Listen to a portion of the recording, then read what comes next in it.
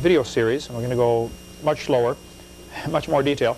The book we just passed out, The Long War Against God by Henry Morris, is just an excellent book. One of the best I've ever seen, tracing the history of evolutionary thought. See, evolution didn't start with Charles Darwin. It started with Satan in the Garden of Eden. And he traces it up through all the different Eastern religions and everything else. And I want you to turn to page 60.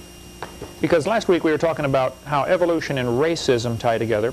By the way, the book is normally $13 in softback. It's listed in our catalog. It has hardback for like $21. I think our cost is like 10. If you're in the class and you want to get one for $10, you're welcome to do that. Well worth reading. I would say one of the top 10 books I've ever read. This would be it. It's that good. I've only read 11 books. Page 60, it covers how all the people were racist at the time when evolution became a popular theory. Last week we left off talking about how the Aborigines, were persecuted and slaughtered just because they were Aborigines. They thought they were inferior. How many have seen the movie Quigley Down Under? Where the marksman goes to Australia and they hire him to come down there and start shooting these Aborigines. People really did that. They would round them up and shoot them like cows. One of the arguments that the evolutionists had was the Aborigines are inferior because their jaws are bigger. Here's a picture of an Eskimo jaw. The side of the jaw is much thicker. And a dentist would look at this and say, wow, what did this guy eat? Well, Eskimos, like the Aborigines, are nomadic, and the Aborigines travel around. They don't have homes, and they don't want to carry a toolbox around everywhere they go. So they use their teeth constantly as a vise, or as a pliers, or as a scissors, or whatever. That's one of their primary tools. Okay, and so they're always holding things. Like you want to strip the meat off the bone, you clamp the bone in your teeth and pull the meat off, or strip the bark off a tree branch for something. That's your vise. Okay, your portable vise.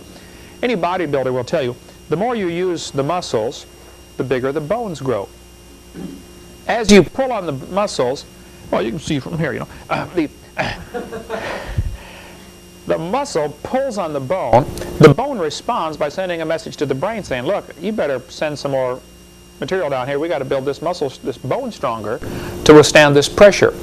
Now, of course, it's a much slower process. You can build up bigger muscles quickly, but bigger bones take longer. But people really do get bigger bones as well as bigger muscles. Ask any biology teacher or go to any, Gray's Anatomy. We'll talk about that, I believe. But because the Eskimos and the Aborigines use their teeth all the time for a vise, their jaws are actually thicker and heavier duty than the average person. Some have argued that wisdom teeth, I got a letter the other day, said wisdom teeth are proof of evolution. I wrote back and I said, well, there's a couple of flaws in your thinking. First of all, wisdom teeth is losing something, not gaining something, Secondly, if man used to develop slower when God first created the world, 6,000 years ago, they might have been, didn't enter their teenage years until they're 20. And, didn't get married till they're 60. All you got to do is look at the dates in the Bible. So I think it was just a long, slow, lazy childhood, delayed maturation. Another factor to consider, there was so much to learn. Think how many plants and herbs and uses, Adam was pre-programmed with, or learned from talking to God, and then Adam had to pass this knowledge on to his kids, and they have to pass it on to their kids. In one sense, I learned so much from my dad. It was just incredible. We built houses together and worked on cars together, and even when he was, 70 years old, it was neat to talk to him because he knew so many things. It's like, wow, I didn't know that. Here I am, 35, and he's 70, and it's like, wow, Dad, that's neat. I didn't know you knew that. Well, Adam lived to be 900, plus came pre-programmed. So I just suspect before the flood came, I don't have a chart up here, but before the flood came, the people were developing much slower. You were a kid for 20 or 30 years. No, not a care in the world. Enjoy life, a lot to learn, but just basically have a wonderful time enjoying God's creation. So, if the people were before the flood were 8, 9, 10 feet tall, like we covered on seminar part 2 of our series, there's certainly some indication that they might have been, at least some were that big. Their jaws are bigger. Now you have room for that extra tooth. It's not a problem. The only reason it's a problem today is because we're probably genetic dwarfs compared to what we used to be. The Chihuahuas and the pug and the little dogs that they've bred to be real tiny have all sorts of problems because the gene pool is still trying to make them grow something bigger that there isn't room in their body now. Well, that's what the wisdom teeth are. They're the opposite of evolution. They're proof of a much better original creation. So the Aborigines, though, were hunted, they were killed, they were enslaved, they were treated just like animals.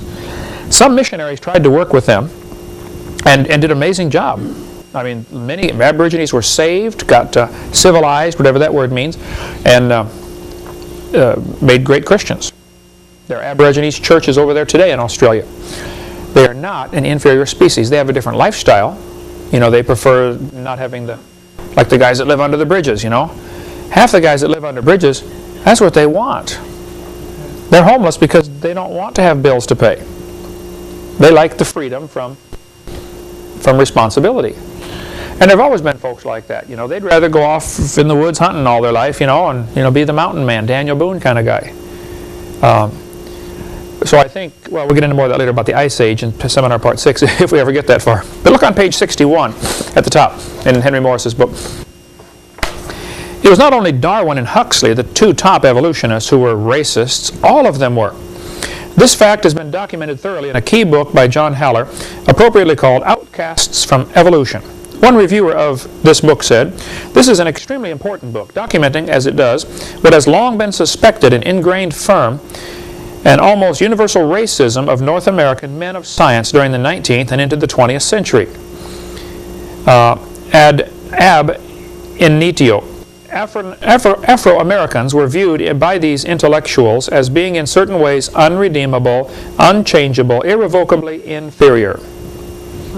This is what they said. The quote we read last week, go to the bottom of page 60, just before that. This is what Huxley said. We only read part of the quote last week. "No rational man, cognizant of the facts, believes that the average Negro is the equal, still less the superior of the white man. And if this be true, it is simply incredible that when all his disabilities are removed, and our prognathous relative has a fair field and no favor as well as no oppressor, he will be able to compete successfully with his bigger-brained and smaller-jawed rival in a contest which is to be carried on by thoughts and not bites." In other words, if it involves biting or, you know, strength-type contest, they might be better, but if it involves thinking, the white man is better. That's what he's saying right here. That was the attitude of the 1800s.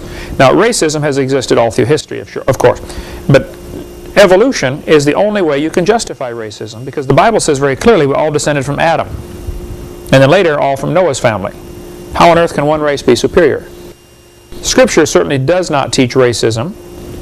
God did tell the Jews only to marry other Jews, not to marry outside, and there may be a lot of reasons for that, but I'm Norwegian, my wife is Irish. Is that an interracial marriage? You know, there's certainly no scriptural reason to not have a black and white person marry. There's no scripture against that at all. There is only one race. There's only one race, the human race. There's different colors, but there's only one race. I think in some segments of society it may be, you know, really, really hard on the kids, and that's unnecessary to do that, you know. So, but I wouldn't, you know, if we had a black guy working for us for a while, his wife was white, great couple, loved the Lord, moved on, teaches school now in Tennessee, you know. It's probably for a long time, maybe forever, going to be some kind of racial, you know, stigma in America, at least in some parts of the world. But, you know, I don't think it's necessarily the wisest thing to do. But there's no scripture against it whatsoever. Okay, so evolution didn't cause racism. Evolution justified racism. Okay, in 1904, the World's Fair was held in St. Louis. That'll be a good quiz question. At the St. Louis World's Fair, if you go to the St. Louis Zoo today, you can still see many of the buildings and places where after they had the World's Fair, they gave this area to the zoo and or science center, I believe, in St. Louis. The buildings are still being used. One of the displays had 2,000 what they called primitive people on display to demonstrate their lack of evolutionary progress. Indians were put on this display, pygmies from Africa. There was a whole pygmy village set up at the St. Louis World's Fair in 1904. Dead or? Alive. They had them living there. You know, doing their little things, you know, making their stone tools, and people would come by and watch them. Oh, isn't that cute? You know, what a shame. He's so inferior. He's so stupid. If only he wasn't black. If only he was like us white people. You know? Wow. I mean, that's what was, and that's in America, in St. Louis, 1904.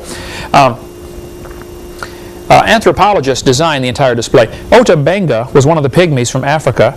He was taken away from his wife and 2 children and put in a cage with chimpanzees.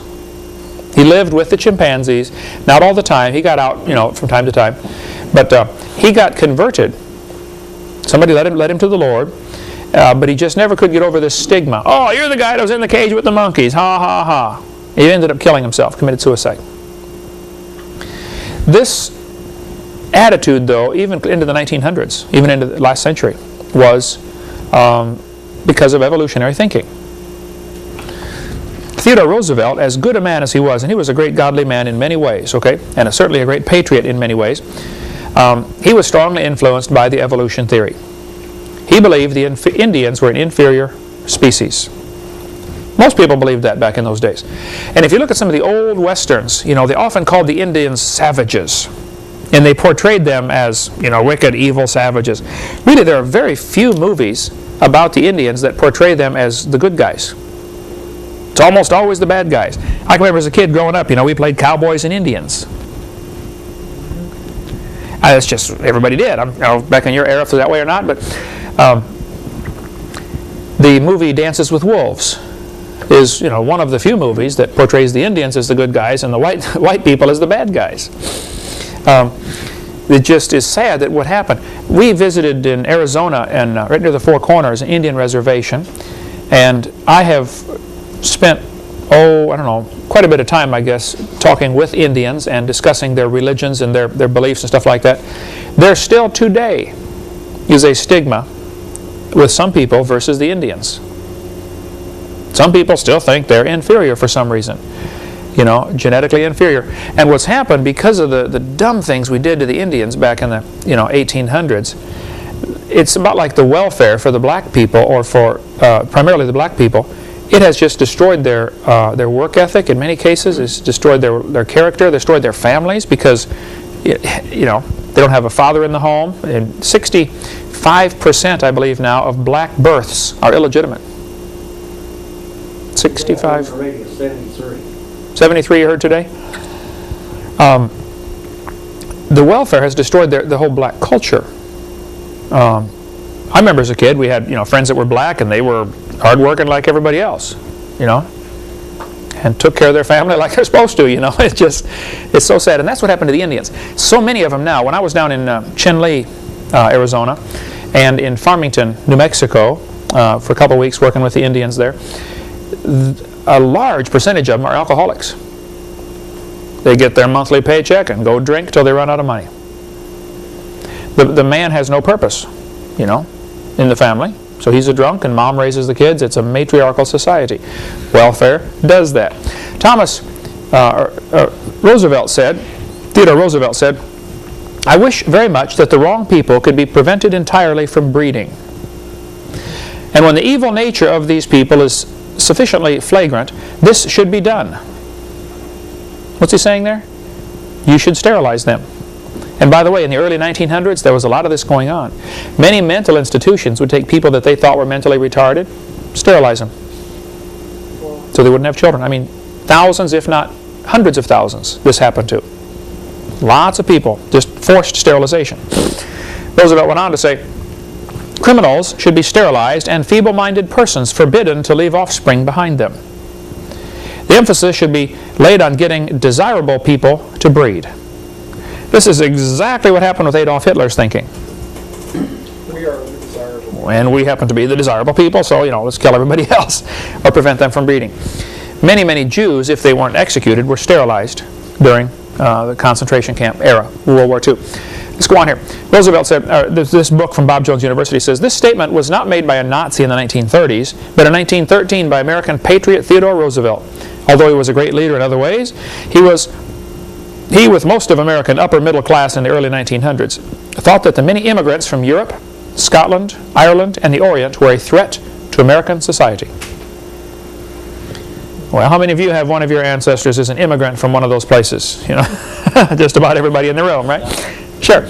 But they were really concerned that they were a threat to American society. Actually, in 1871, Congress officially scrapped all treaties with the Indians and moved them off to the reservation system that is still in effect today. But even before 1871, the Indians, of course, were being mistreated. I don't know when Geronimo was finally captured. Does anybody know? He's held down here at Fort Pickens. That was his prison for a while. 1890, would that have been? Or, I could look it up, Geronimo. But the Indian Wars really are just really well over 100 years ago. There were still serious problems, on the frontier. 1871, the Congress scrapped all treaties. Now before that, back in 1820, 30, 40 era, somewhere in there, I don't remember, the Trail of Tears incident took place. The Cherokee Indians, which lived mostly around North Carolina, South Carolina, Georgia. You know the cave we went in, Eric, right on the Alabama-Georgia border? You drive by it all the time on the way to Chattanooga. Cave, Sequoia Cave. Sequoia Cave was the headquarters, or was one of the places where the Cherokee Indians met. One of their great chiefs was Chief Ross. He taught all of his people how to read. They made up a Cherokee alphabet with, I think, like 80 characters. And because each had 80 different sounds in the Cherokee language or something like that. He taught them all how to read in just a matter of a few months. Here they were, people with an unwritten language, just a spoken language. He gave them an alphabet, gave them a written language, and taught them to read. They were fitting in just fine with the white society around them. You might have an Indian neighbor next door, and nobody thought anything about it. But Sam Houston was married to a Cherokee Indian. I believe I have the facts straight. It's been a while since I read this. But Congress voted to move the Cherokees out to Oklahoma to make room for the white man. One famous town was called Ross's Landing, I believe the name of it was. All the Cherokees were moved out. On the forced march, it was interesting, they scheduled it so that the property would be taken over about 2 weeks before harvest time. So the Indians did all the work, planted the crops, plowed the land, raised the crops, got them just ready to harvest, and they're forcefully moved out. I mean, soldiers came in with guns, loaded them on wagons, and moved them to Oklahoma. It's called the Trail of Tears. Went right through Cherokee Pass, Arkansas. We stopped there at the gas station at Cherokee Pass all the time. Right through Imboden, Arkansas. The Trail of Tears went. 1/3 of them died along the way. Sam Houston was just enraged with what Congress was doing. They renamed the city. That was Ross's Landing, I think was the name of the city originally. Again, you can go back and look up and do research on this. But so people would forget about what happened to the Cherokees. They renamed the city Chattanooga, Tennessee. That's where you went to school. It's quite a history there. You won't understand what happened to the Indians, though, until you understand how evolution ties in. Now, the Trail of Tears happened before Charles Darwin wrote his book. And I had an atheist write me a letter saying, "You're so stupid, don't you know the Trail of Tears happened before Darwin's book was even written?" Well, he's the one that's stupid if he thinks Darwin started evolution. It started way before that. Okay, Darwin stole most of his ideas from his grandfather, Erasmus Darwin. No, I understand the Trail of Tears happened before Darwin's book came out, but still, what happened to the Indians was a result of the racism, which it can only be justified by a theory like evolution. The Bible is very clear in Malachi chapter 2, "Have we not all one Father? Hath not one God created us? Why do we deal treacherously every man against his brother?" I worked for 17 years driving a bus every Sunday and often Wednesday in an all-black neighborhood for church, bringing kids to church. When we were going to the campus church over here, I personally brought 50 to 60 kids every Sunday night in my van to Awana's. I would make 5 or 6 trips down to the Escambia Arms, to the ghetto, People say, "Aren't you afraid to go in there?"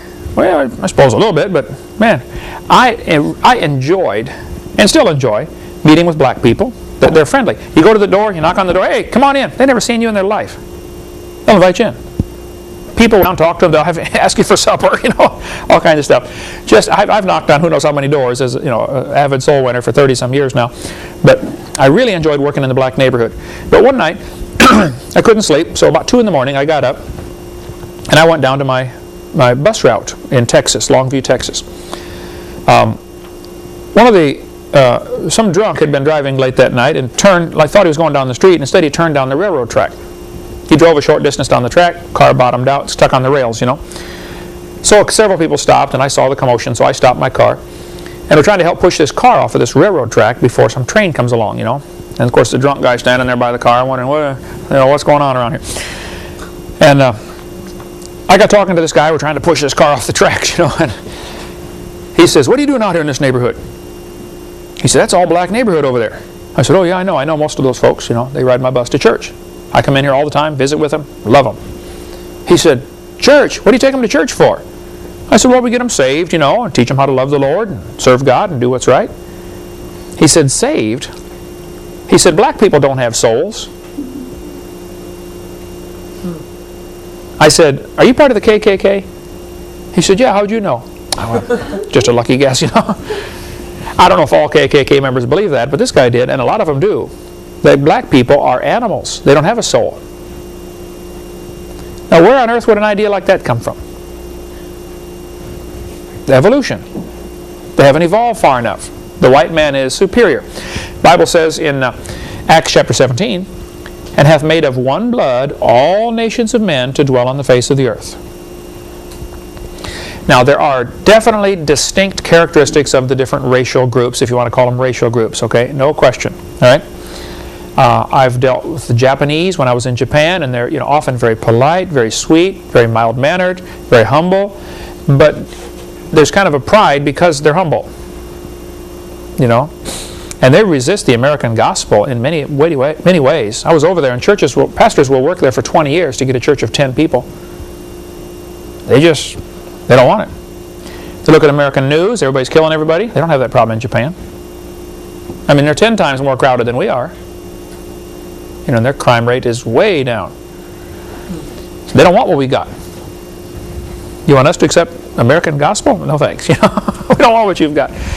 So different racial groups, no question, have certain characteristics about them. The Indians with the high cheekbones, the Norwegians with the blonde hair, etc., etc. But we're all descended from Adam and then later from Noah's family. So there's no reason to be a racist. Darwin said, a married man is a poor slave, worse than a Negro.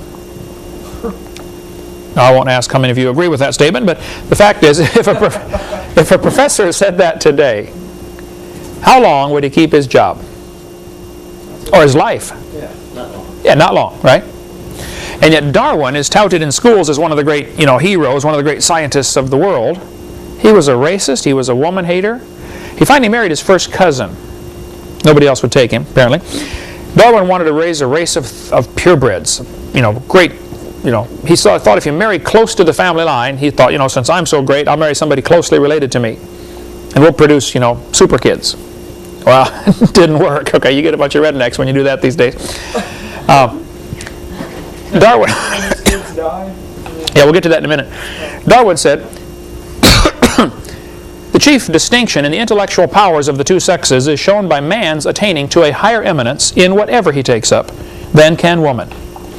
Whether requiring deep thought, reason, or imagination, or merely the use of the senses and hands, the average of mental power in man must be above that of women. See, after Darwin wrote his book, Origin of Species, he later wrote another book called The Descent of Man. He actually wrote several books, okay? Progressively more atheistic. In his first edition of Origin of the Species, you can tell which edition you're reading by looking at the last sentence in the book. First edition says, it ends with the words, I forget the whole paragraph now, but you can tell by this progression of animals or something that these things were created. Then in the second or third edition, they changed it to evolved. And there were 6 editions, I believe, altogether. And the first one, or at least the first one, maybe the first 2, have the word created in there. Then they took that out. Wow. Became evolved. But in his book, Descent of Man, Darwin also said on page 588, thus man has ultimately become superior to woman. Poetry, strength, voice, etc. Darwin believed in inbreeding. He married his maternal father's granddaughter, who was also his mother's niece, which makes her his first cousin. Okay, which is illegal in all but 3 states here in America. The best man in my wedding, good friend of mine through school, went to a church that believed a few things a little strange, and they had to marry somebody of their own faith. Well, there aren't many of that particular, kind of real narrow faith, so he married his first cousin. He had to go to North Carolina to do it, I believe. Only a few states allow first cousin marriages. Almost all states, it has to be at least second cousin or further distant, just so you don't have genetic problems. Here's what happens. The chromosomes in your body is like a ladder from here to Chicago. It's twisted up. Okay?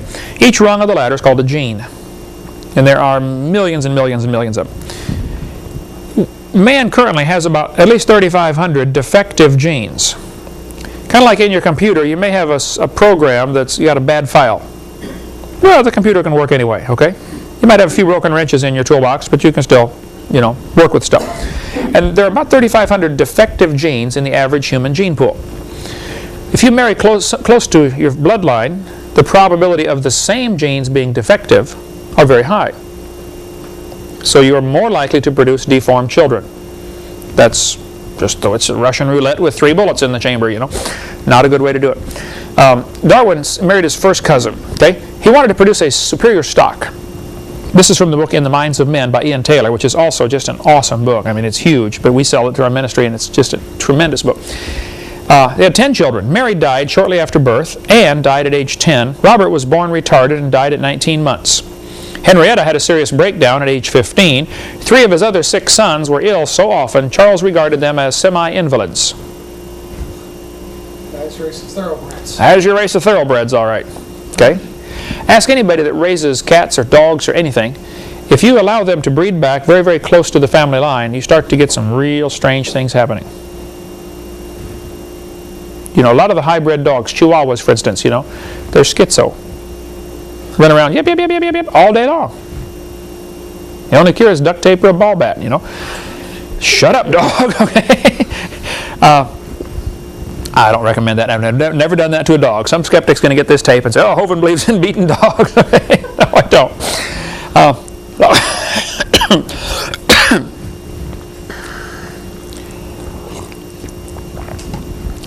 All right, so racism ties right in. Look on page 61 here. This whole section is about how the evolutionary theory in the book A Long War Against God, how the evolutionary theory and racism just go hand in glove. Now, evolution didn't cause racism, and racism didn't cause evolution, but they certainly support each other. Okay? All through here you see quotes by major evolutionists about how racism and how all the major evolutionists of the 1900s were racist, which was acceptable. I mean, we still had white bathrooms and black bathrooms here in the South just 40 years ago. Right? You'd see signs, colored only. Pekin, Illinois, right near where I grew up. We've been through Pekin 1,000 times, you know. Used to have signs on the edge of the city. Black man, don't let the sun set on you here. That's in my lifetime. I heard about that. The town we were in yesterday, Eric, you know, Yeah, they don't allow blacks. Still, today, 2001, you know. There was one black kid at church last night, wasn't there? I'm surprised. Yeah, the only black one in the whole town. And Well, they lived about 45 miles away. oh, lived along. They had to bus them in. Yeah. Jay, Florida had that sign. Jay, Florida had a sign like that? They did. Just not long ago. Till not long ago. Wow. Well, yeah, the KKK is still real strong, you know, in some areas. That type of mentality, though, that because of a person's skin, he's inferior. Well, that's just flat stupid, okay? There's no scientific evidence to back that up. And that drives prejudice, you know, into people. And that just is sad that so many kids are raised with thinking that, you know. Dad teaches them that, and so they're going to believe it. Okay. Now, you can read through this if you'd like. Look at the quote in the middle of page 62, though. The Negroid stock is even more ancient than the Caucasian and Mongolian, as may be proved by an examination not only of the brain and of the hair, of the bodily characteristics such as teeth, genitalia, the sense organs, but the instincts, the intelligence. The standard of intelligence of the average adult Negro is similar to that of the 11-year-old youth of the species Homo sapien. This is Henry Fairfield Osborn, that was on the quiz from last week, the curator at the American Museum of Natural History. He was the guy who was going to introduce, this was one of the things they were going to introduce as evidence in the 1925 Scopes monkey trial. He was the guy going to bring in Piltdown Man as evidence for evolution at the Scopes monkey trial. This is Henry Fairfield Osborn, who was a big brand name evolutionist of his day. Now, evolutionists today have worked very hard to distance themselves from this kind of teaching. They will usually say, yes, they taught that 100 years ago, but we don't believe that anymore. And that's, hopefully that's correct, okay? But the fact is, this is just history. This is the way it was. Okay, racism and evolution go hand in glove. Okay, let's talk a little bit about how evolution is the foundation for communism. Switch gears here. All right. Before we do that, though, racism, of course, is a great way to get some people to kill other people. Great way. And that's one of Satan's goals. Lower the population to 0. Kill everybody. Now, God doesn't allow Satan himself to do it, so Satan has to get some of his assistants to do the dirty work for him. And so one of Satan's goals is get people to kill other people, and that's racism is a great way to do it, and evolution ties right into that. Okay, let's see how communism goes in with evolution. Humanist Manifesto was written in 1933. Good quiz question. That's the first Humanist Manifesto. They wrote a second one in 1973. Basically says a lot of the same stuff. Okay? Humanists here are declaring that they are a religion. Over and over in the Humanist Manifesto, which you can still buy from Prometheus House, I believe is the name of the publisher, wherever that's at. I forget, I've got Humanist Manifesto in my library. But they start off by saying, you know, this is religious humanists. All through this document, they call themselves religious humanists. The courts have declared humanism is a religion. Humanism, basically, there's only two choices, okay? Two kinds of religions in the world, if you can call it that. There are those that say there's a God, and He tells us what's right and wrong. Now, who that God is it Allah or Buddha or Jehovah? You know, all kinds of them. Okay, we believe we've got the right one. Of course, they believe they've got the right one. But the fact is, there are those religions who teach there is a God, and He decides right from wrong, and all we got to do is find out what He wants and do it. Other religion says there's no God. If there is no God, then who's in charge? That's basically the question. Who is in charge?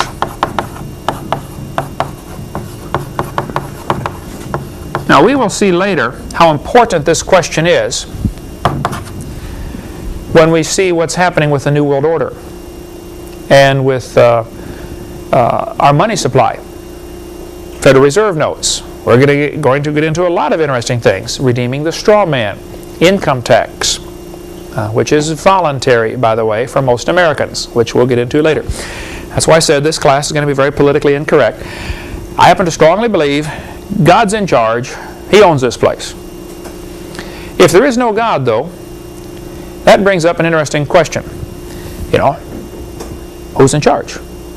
I asked an atheist student one time in Pennsylvania. He sat in the school, in the class, in the auditorium when I spoke to the auditorium there in Pennsylvania. He said, Mr. Hovind, I'm an atheist. I said, really? He said, yeah, there is no God. I said, well, then tell me, son, how do you decide right from wrong? He said, that's easy. He said, I decide what's right and wrong because, he said, I couldn't believe he said this. He said, I'm the God of my own universe. I said, man, I'm glad to hear that, son, because I'm going to shoot you in 5 minutes. He said, you can't do that. I said, oh, yeah, I can. You see, I'm the God of my own universe. You know, if evolution is true, then man is God. We're it. That's exactly what humanism says. Humanism basically says, look, there is no God, therefore man is God. We have evolved the farthest, so we decide what's right. This didn't start with Charles Darwin by a long shot. The history in this book is so good about that. Henry Morris goes clear back to talk about even guys like Aristotle and Plato, who had their chain of being. You know, man is at the top. Under that is woman. Under that is animals. And if a man doesn't study philosophy, he'll come back as an animal. And if he's a cowardly man, he'll come back as a woman when he gets reincarnated. You know, something like that. It was so stupid. But the whole thing is this chain of being where man is the ultimate authority. This is the foundation idea behind democracies. Let's get all the people together and let's vote on what's right and wrong. Well, that whole thinking is fundamentally flawed. If there's a God, then God decides what's right and wrong. We don't get together and decide right and wrong. And a lot of politicians, you know, try to decide right from wrong by, You know, which way is the wind blowing? You know, how do you tell which way is most of you going? Majority opinion is a dumb way to tell right from wrong. You got to have a book. Thus saith the Lord. This is right, this is wrong. If you don't have that, you really have a problem. You're like a ship in a storm with no anchor and no sail, no direction, no compass. No way to tell what's right and wrong. And that's the problem in America today, and that's the problem with American kids today. They don't have a guide and a compass. Here's how I tell right from wrong. Kids that are raised in Christian homes don't always turn out right, but most of them at least know there's a right and a wrong, and they know why. Now, whether they choose it or not is another story. But kids that are raised with the humanist idea that, you know, man is God, how are they going to tell right from wrong?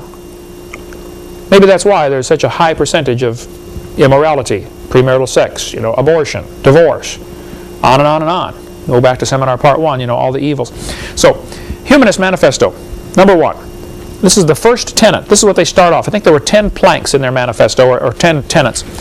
First one, humanists regard the universe as self-existing and not created. Well, guess what that says? There's no God. Therefore, that makes us God. We're in charge. That's the Humanist Manifesto, plank number 1. Communism and humanism and evolution are triplets. Okay, they all go together. You can't have communism without evolution. Last week I spoke in 6 different Russian churches in, where was I? Portland, Oregon, and Vancouver, Washington. The Russian whole system of communism that caused untold suffering to those people is based on evolution. The solution to fix Russia's problems is creation evangelism. Get the gospel in there and bring in the idea there's a creator. See, we had people come to America, the immigrants came to America for, you know, hundreds of years, and many of them brought with them what's called a Protestant work ethic. There's a God, I shouldn't steal, I should work hard, I should, you know, I should get the fruit of my own labor. The harder I work, the luckier I get. And that Protestant work ethic, as it's called, says, look, just work hard, don't steal from anybody, do right, and, you know, eat the fruit of your own labor. Drink water out of your own cistern, the Bible says. Okay, well, after the quick break here, we'll get into more on how communism and evolution tie together. And this will take quite a while as we go through the 10 planks of the Communist Manifesto and the 8 rules of revolution that the communists have for taking over a country. And we're going to get bogged down on some of these, I am sure. But feel free to ask any questions if you'd like. Okay, quick break.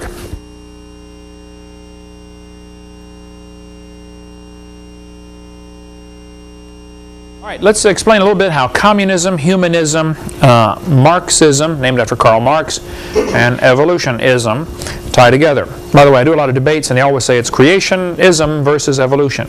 You ever notice that? I say, no, it's evolutionism versus creation. I always put the ism on evolution on purpose.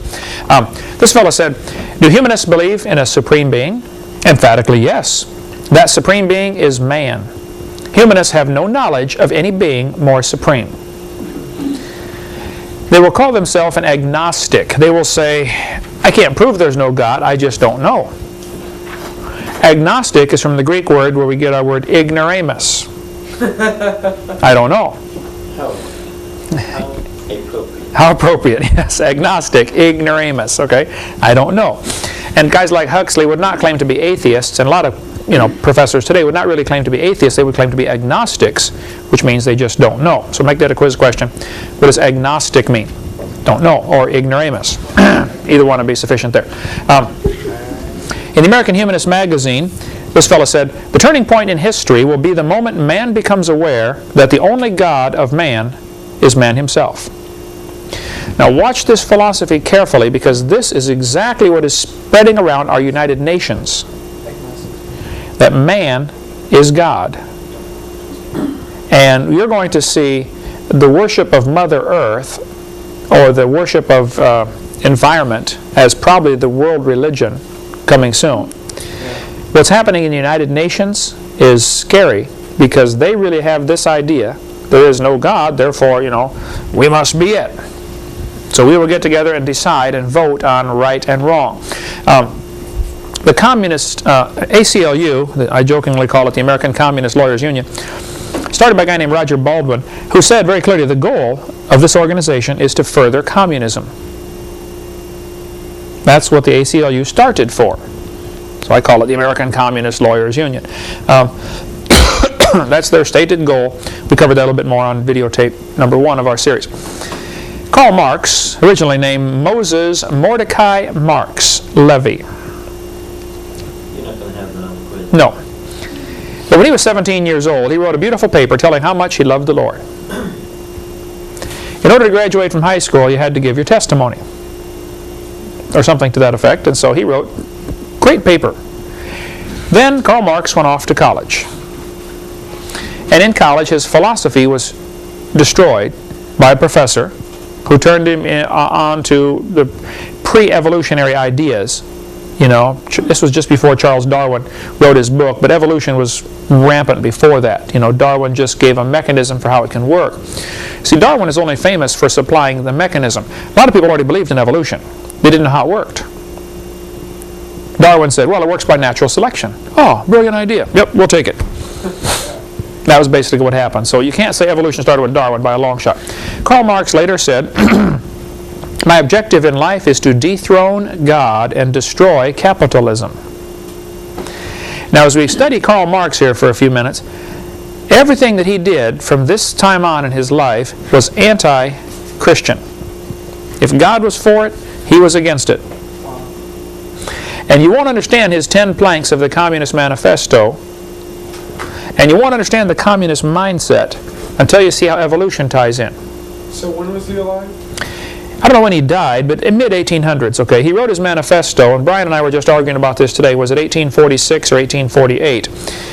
One of the dates, the date on our website is right. The date in my seminar, it's one of my slides, is wrong. I think it's 1848 is the correct date, but I'll look it up and check it out. One atheist said, you shouldn't trust anything Hovind said because he got the wrong date on something.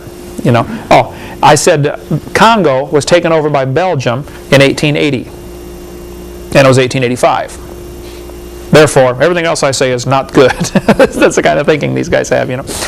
Anyway, this professor at E.O. Wilson is a biologist at Harvard University, has taught for 4 decades. He said, as were many persons from Alabama, I was a born-again Christian. When I was 15, I entered the Southern Baptist Church with great fervor and interest in the fundamentalist religion. I left at 17 when I got to the University of Alabama and heard about evolution theory. And now he has been destroying students for 35 or 40 years at Harvard University that come through his class.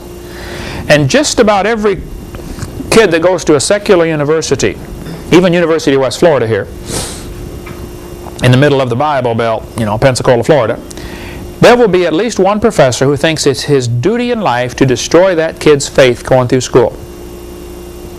And a very high percentage of kids get their faith destroyed going through school. Professor Wentworth, he said, when I entered Harvard in the fall of 1924, I was not only a Christian, I was also an avowed candidate for the ministry. Then for 4 years I underwent a process of mental readjustment which shook my little world to its foundations. Through it all, only one thing was clear to me. If I could reconcile religion with intelligence, I knew that I could go on into my chosen career, fortified by the experience. If I could not, every consideration of honor would compel me to make other plans. In the end, I gave up the ministry. College education turned him away from serving God. I got a letter just last week, 2 weeks ago. This fellow said, Dr. Hovind, until I went to college, my faith in God was sound, but my college history class helped to destroy that faith.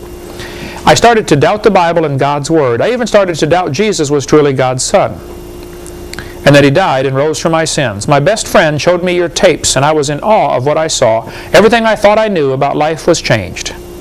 Praise God. But how many, right now, tonight, while we're sitting here, how many hundreds of thousands of students are doing homework for a college class that is destroying their faith, and their insides are just being eaten up with this doubt because some professor gave them a hard time all day today, and nobody has given them any ammunition to teach the truth. I am so convinced this evolution theory is not just dumb, it's dangerous. What happens, Satan is using this theory, of course, to keep people from hearing the gospel. Many people refuse to even listen. When I tried to witness to my brother's best friend, Mike, who lived just next street over from us when I was growing up, I tried to witness to Mike, and he was going to college in Peoria, Illinois there, and he started telling me all about evolution. He said, I'm sorry, I don't need your gospel, I don't need your Jesus, because, I'm going to college, Evolution is how we got here. And I couldn't get anywhere with him. I was a brand new Christian myself, sophomore in high school, and he's a sophomore in college, and I didn't know how to witness to him. That was one of the events, I guess, in my life that caused me to start getting interested in finding an answer to this, because this evolution theory is hindering folks from coming to listening to the gospel, for one thing. Those that are already saved and then go off to college like these guys and get their faith destroyed end up being unfruitful. The professor here, Wentworth, for instance, he's going to heaven. He's going to be there with all of us. But how many folks is he bringing with him? Probably none. What about Wilson, the biologist at Harvard University?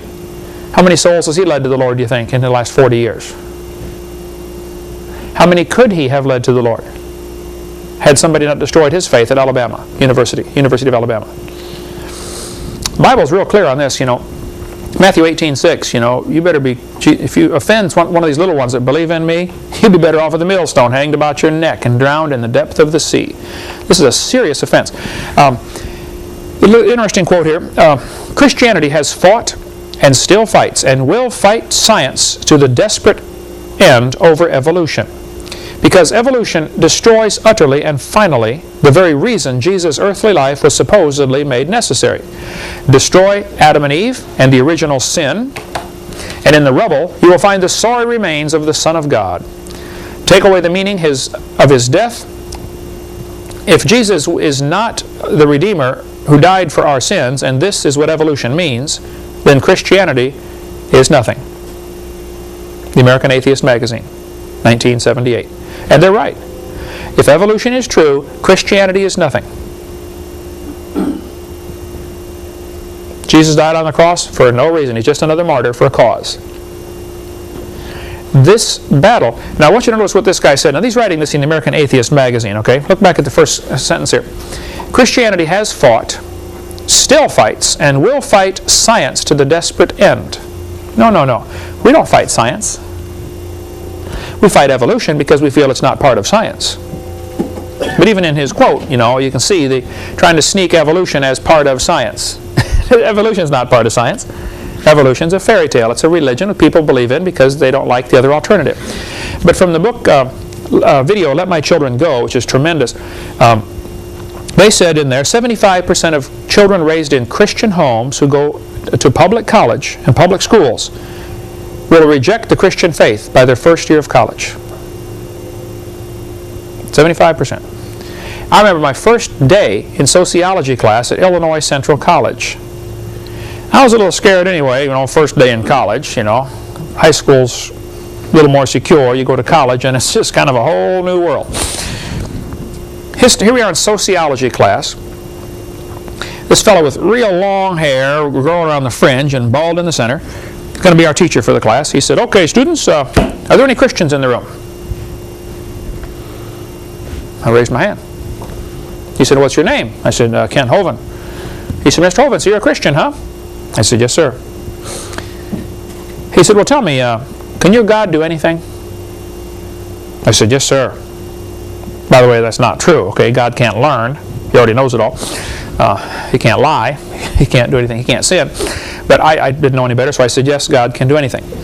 And he said, well, tell me, Mr. Hovind, can God make a rock so big he can't lift it?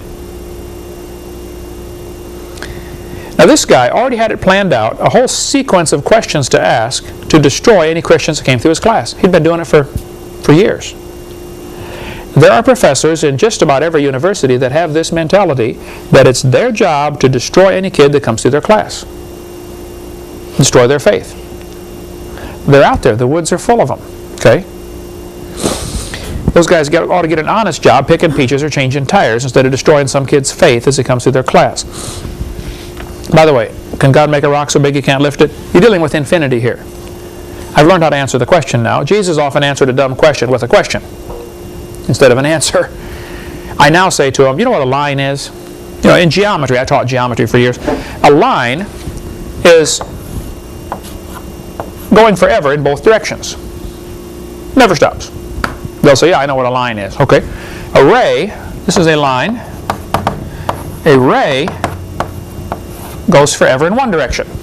Starts at a point, goes forever in one direction. And they'll say, yeah, I know what a ray is. I say, okay, which is longer?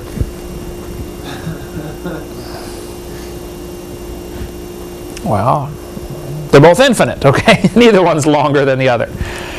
And as far as, you know, the rock and God can make a rock. All I could say at the time, I said, God can make a rock so big you can't lift it.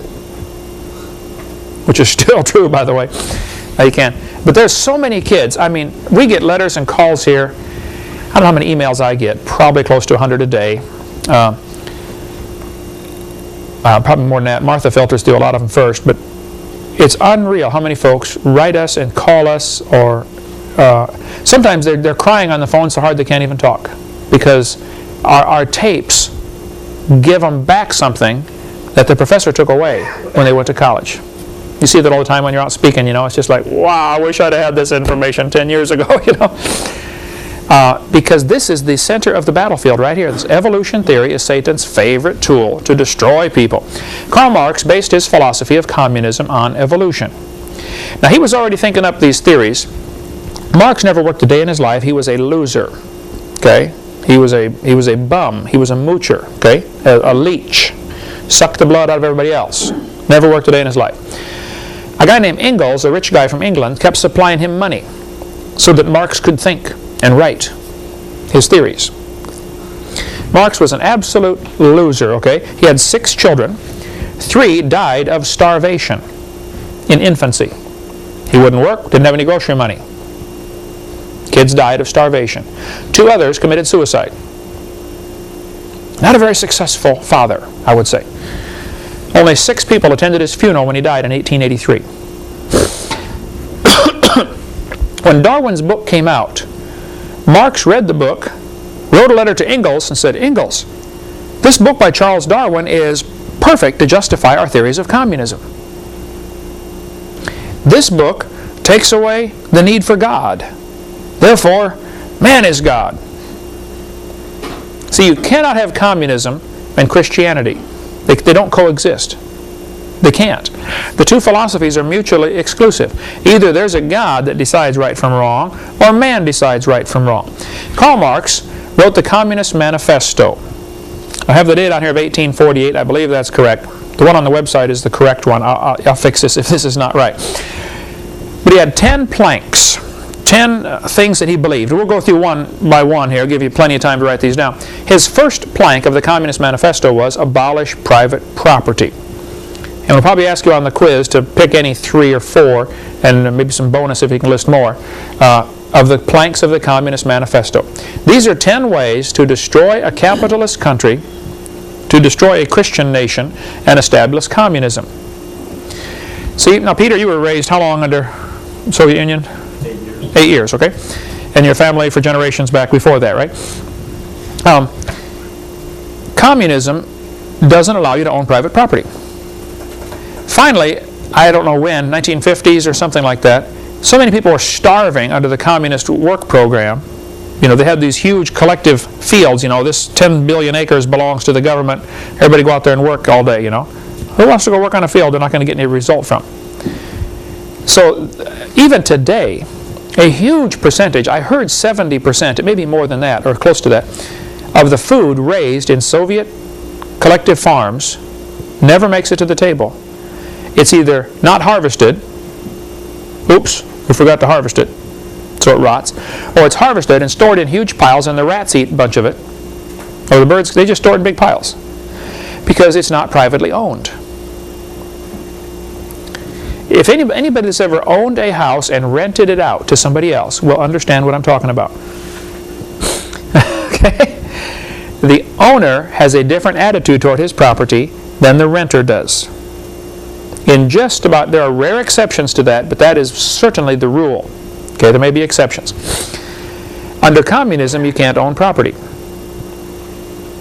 finally, when so many people were starving, they had to modify communism a little bit and said, okay, you can plant food only in your own little yard. And when I was over there, when you were in Ukraine, I suspect same thing, you know.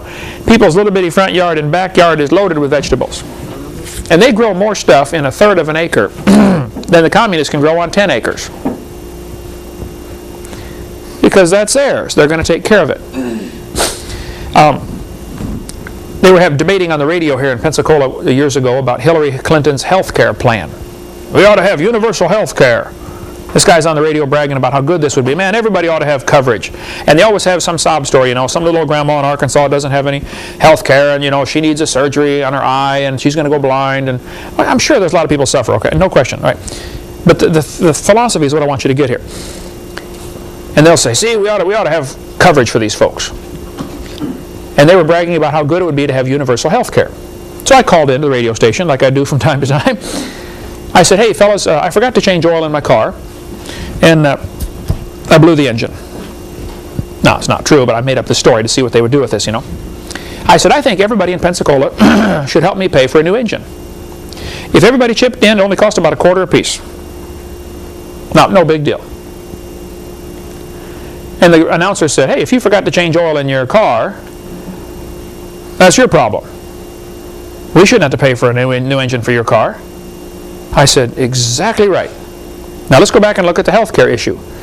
70 to 80% of all healthcare costs, you can ask any doctor, 70 to 80% of the costs are from self-induced problems. They smoke, they drink, they take drugs, they live a wicked lifestyle, they don't take care of themselves, and when they get sick, they want me to help pay for it. That's exactly like saying, look, I don't want to change oil in my car, I don't want to take care of my car, but when it breaks, you got to help me pay for it. Well, that's flat stupid, okay? If we had universal auto care, anytime you need new tires, the government will buy them. Anytime you need a new engine, the government will buy them. How would you drive your car? You drive it bad enough now, son. I'd hate to see it then. How many of you have had your dad yell at you for leaving the lights on or leaving the water running too long? Just about everybody, right? Why? He pays the bill. Why aren't you worried about leaving the lights on? You're not paying the bill. That's exactly right. Let's have universal house care. The government pays all utility bills. Would you worry about shutting the door and leaving the air conditioner on? When the AC's on and it's hot outside, you would stand in the doorway and talk to your friends for hours at a time, wouldn't you? Because you like that nice cool breeze coming by. The thought would never occur to you, you know, this might cost me at the end of the month. That thought would never enter your mind. And with health care, the dumbest thing we could do would be universal health care. Because then people already don't take care of their health. It would be much worse. Much worse. If somebody wants to drink alcohol, that's their business. If they want me to pay when they get sick, now that's my business. People say, don't you feel sorry for them? Yes, I do. But if suppose nobody was allowed to have health insurance. First place, costs would come way down. When my son back there got his ingrown toenails cut out 6 or 7 times, finally the doctor said, I'm sorry, this isn't growing right, we're going to have to remove the toenails, the big toenails. I said, okay, doc, so we scheduled a time for surgery. He goes in for surgery, he's in there for an hour and a half, they put him to sleep, take off the toenails, bandage him up, go home. We get the bill. Anesthesiologist, $1,500 for putting him to sleep for an hour and a half. The room he sat in, they did surgery in, I forget what it was, like $1,000 or $1,200 or something like that, you know, for an hour and a half. So I get all these bills, you know, no insurance, total like $4,500. My wife can give you the details. I got these bills, I sat down, picked up the phone, I called the anesthesiologist. I said, listen, I'm a Christian, I pay my bills, but I just am having a hard time understanding $1,500 for an hour and a half. I mean, I got a doctor's degree too. I don't charge $1,500 for an hour and a half's work. The guy said, yeah, you're right, that's kind of high, let's make it $500. I didn't realize you didn't have insurance. Over the phone. Never have met the guy. Still haven't met him. Dropped it from $1,500 to $500. Called the doctor or the people who owned the little clinic. It wasn't even a hospital, a little outpatient thing, you know. $1,200 for an hour and a half. I know you got to change the sheets and, you know, get to buy some new bandages and stuff like that, but, you know, that's a little high, don't you think? He said, yeah, you're right, let's make it $400. We didn't realize you didn't have insurance. If nobody had insurance, medical costs would drop dramatically. I'm not saying insurance is good or bad, okay? I'm just saying the fact is when people have it, costs go up and people take less care of their health. That's what communism does. First plank is abolish private property. The Bible's very clear. Leviticus chapter 25, verse 10. And ye shall hallow the 50th year and proclaim liberty throughout all the land unto all the inhabitants thereof. It shall be a jubilee unto you, and ye shall return every man unto his possession. What's happening here? Anybody know the story in Leviticus? What was the law they set up? How's it supposed to work? If you lose your property, you get it back in 50 years. Let's suppose, you know, Dad's a drunk. The family loses everything. They know in 50 years they're going to get their inheritance back. So, if you're having hard times, you can't pay your bills, and you want to sell 5 acres of your property, you can sell it to your neighbor until the year of Jubilee. So the neighbor's going to think, okay, we got 7 more years until he's going to get the property back. How much crops can I go on that land? That land is only worth X amount of dollars because I can only have it for 7 years. Or for 15 years, or for 25 years, or whatever it is. And they would prorate the value of the land based upon how long they're going to have it, because they know they're going to have to give it back. Ownership of private property is essential to freedom. Suppose in Soviet Union, you're not allowed to own property. What's your incentive for working? I hope you saw it when you were there, but I saw it. The lack of a work ethic. And now that communism has not collapsed, by the way, but now that they're giving the appearance that it has, a lot of people simply don't know how to work. They know how to stand in line. They know how to have the government provide for them, but they don't, you know, work for myself. You know, the mafia has just done horrible things over there, and the black market, you know what's happening in Ukraine and in Russia, over because of this thing. In 1 Kings, chapter 4, the Bible says, and Judah and Israel dwelt safely, every man under his vine and under his own his fig tree, from Dan to Beersheba. This, in the Jewish mind, is the idea of everything's fine. I got my own vine, I got my own fig tree, I got my own property, I'll take care of my family. Freedom is impossible without ownership of private property. And I taught my kids from the time they were little bitty, if this toy, you know, I see some parents, well, you better share your toy with your brother. I really thought about that long and hard. And I said, yeah, I do want my kids to share. However, I also want to teach them property ownership. I'm sorry, Ken Andrew, that is Eric's toy. You better learn to negotiate with him, or deal with him, or offer to trade him, or be nice to him, or ask to borrow it. But I'm not going to force him to share his toy with you. That's his toy. I guess to me, the property ownership principle was important to get into my kids. And I see kids get spankings, you know, because they won't share. Well, I don't know if I'd say, I guess you're getting borderline communism there, you know, making them share it. Hey, it belongs to him. If he don't want to share it, that's his business. You know, I'm disappointed you don't share it. However, it is yours. Do with it as you please. And even in my own family, we each own our own cars. If my son wants to borrow my car, or if I want to borrow his car, we have a mileage rate. Otherwise, there's hard feelings. How many parents, the kid borrows the car, drives it around, uses up all the gas, and thinks he does Dad a favor by filling up the gas tank? Well, that's only 1/4 of the cost of operating a car.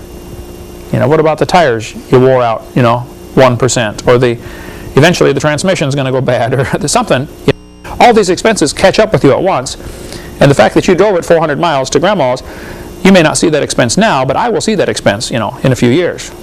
Something's going to wear out. Certainly you're going to depreciate the value of the car. Buy a $20,000 car, drive it 200,000 miles. How much is a car with 200,000 miles worth? Zero, right? You put them in the junkyard. Yeah. So just depreciation, you went from $20,000 to nothing. That's what, 10 cents a mile? It's just depreciation. It costs 10 cents a mile just depreciation. When you look at a car and you're going to buy a car, it says 1996 Ford Mustang, 50,000 miles. Wow. 1996 Ford Mustang, 150,000 miles. What does that do in your thinking to the value of this car? Drops dramatically. Well, guess what? It dropped 1 mile at a time. The more you drive it, the less it's worth. That's just plain and simple. So, private property ownership is essential. Karl Marx said, no, you have to take away private property. Communism won't work if people have private property. Our founding fathers had a philosophy in this country. Life, liberty, and pursuit of happiness was the slogan. Now, that was a mistake, okay? The original slogan was life, liberty, and property. Property ownership. The whole principle behind being able to defend yourself is the fact that you own your body and you can defend your body. If somebody breaks into your house to do harm to you and you shoot them, you're fine. Audubon Society, the president, Peter Burrell, said, "We reject the idea of private property." Well, this guy has a communist mentality, whether he knows it or not, whether he understands it or not. He's thinking like a communist. Here's a pledge some mother sent me from her 3rd grade class in Massachusetts. The kids had to color this. "I pledge allegiance to the earth, which I do love and depend on, and to all life on land, air, and sea, which is as much a part of the earth as me."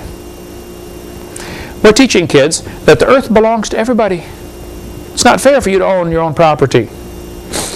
And the whole idea behind the slow encroachment of government requiring permits for all sorts of things, you know. Man, our founding fathers 200 years ago would have started a war. You mean, I got to get a permit, I got to get your permission to build my house? Forget you. This is my property. That was so strongly ingrained in them, and that now is being weeded out. You're seeing at building your house how many permits you have to get. And we're seeing here in our ministry, which is under a church, not a 501c3 corporation, a church, and we did not get permits when we built our buildings. And they give us a hard time. They don't understand. Well, we're going to help them understand. You simply have no authority over a real church. And 99% of the churches in America think that they're real New Testament churches, and they're not. They've asked the government for permission to exist. They become a 501c3 corporation. That's not a church. It's like in Soviet Union. There are 2 kinds of churches: the free church and the state church. Most churches in America are state churches and don't even know it. We'll get into more of that later. All right, next week we'll talk more about communism and the philosophy and how it's so dependent on the theory of evolution, and it'll take us quite a while to get through communism, maybe the next 20 classes, I don't know, but we're going to see some things that are very politically incorrect, including why none of you have any money. We'll get into that later on. Thank you so much. See you next week.